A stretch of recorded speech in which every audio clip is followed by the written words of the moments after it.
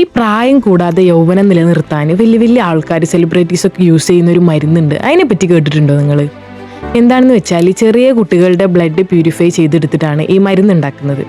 ശരിക്കും ഇന്ന് നമ്മളെ നാട്ടിൽ നടന്നുകൊണ്ടിരിക്കുന്ന ഒരു കഥയാണിത്. കഥയല്ല, സത്യമാണിത്. ഇവരിതിന് വേണ്ടിയിട്ട് കുട്ടികളെ ഡയാലിസിസ് പേഷ്യൻസ് ആക്കുക, അല്ലെങ്കിൽ ഇവരെ കടത്തിക്കൊണ്ടുപോവുകയാണ് ചെയ്യുന്നത്, കുട്ടികളുടെ ബ്ലഡ് തരം തിരിച്ചെടുത്ത് ഈ മരുന്ന് ഉണ്ടാക്കാൻ വേണ്ടിയിട്ട്. പക്ഷെ ഇങ്ങനെ ഒരു വലിയ ക്രൈം നമ്മളുടെ മെഡിക്കൽ ഫീൽഡിൽ നടന്നുകൊണ്ടിരിക്കുന്നുണ്ട്. പലർക്കും അത് അറിയാം, പക്ഷെ അറിയാത്ത നമ്മളെപ്പോലുള്ള കുറേ ആൾക്കാരുണ്ട്.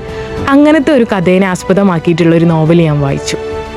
നോവലിലുടനീളം പറയുന്നത് നമ്മളുടെ മെഡിക്കൽ ഫീൽഡിൽ നടക്കുന്ന അൺഎത്തിക്കായിട്ടുള്ള കാര്യങ്ങളൊക്കെ തന്നെയാണ്. ഈ കുഞ്ഞു കുട്ടികളെ കടത്തി കൊണ്ടുപോകുന്നവരും ഓരോ ബ്ലഡ് എടുത്ത് മരുന്നുണ്ടാക്കുന്നതും ആൾക്കാരുടെ യൗവനം നിലനിർത്തുന്നതുമായിട്ടുള്ള പരമമായ സത്യമാണ് ഈ കഥാകാരൻ ഇതിൽ പറയാൻ ഉദ്ദേശിച്ചിട്ടുള്ളത്. ഇൻവെസ്റ്റിഗേഷനൊക്കെ വായിച്ചിരിക്കാൻ താല്പര്യമുള്ള ആൾക്കാരാണെന്നുണ്ടെങ്കിൽ നിങ്ങൾക്ക് വായിക്കാൻ പറ്റുന്നൊരു പുസ്തകമായിരിക്കും അശ്വിൻ എടക്കുടിയുടെ രഹസ്യങ്ങളുടെ വഴി.